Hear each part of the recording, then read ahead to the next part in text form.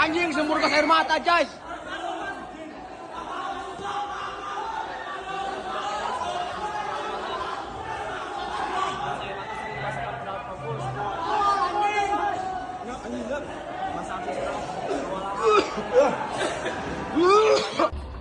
Kronologi polisi serang kampus Universitas Bandung atau Unisba hingga tembakan gas air mata. Kejadian polisi masuk Unisba ini juga terjadi di Universitas Pasundan atau Unpas pada Senin malam 1 September 2025.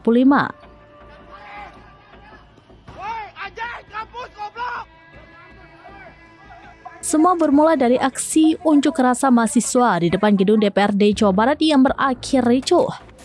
Demonstrasi awalnya berlangsung ramai, berujung bentrok, puluhan mahasiswa tumbang terkena gas air mata.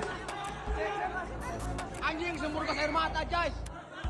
Mereka kemudian dievakuasi ke dalam kampus Unisba dengan ambulans untuk mendapatkan perawatan di posko medis darurat yang dibuat mahasiswa bersama relawan. Namun kondisi makin kacau ketika gas air mata ikut ditembakkan ke area kampus.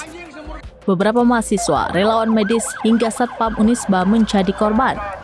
Berdasarkan data yang dicatat pihak Unisba hingga pukul 20.30 waktu Indonesia bagian Barat pada Senin 1 September 2025, total ada 48 pendemo yang diboyong ke kampus Unisba. Mereka terdiri atas 19 masyarakat umum dan 29 mahasiswa.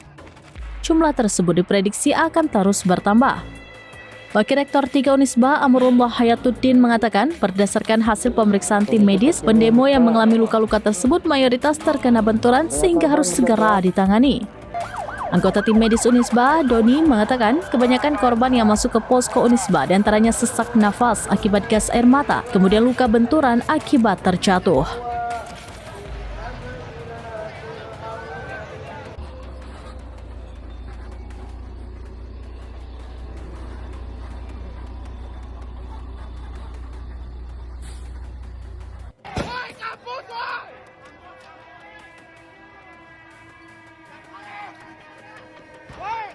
Kampus goblok.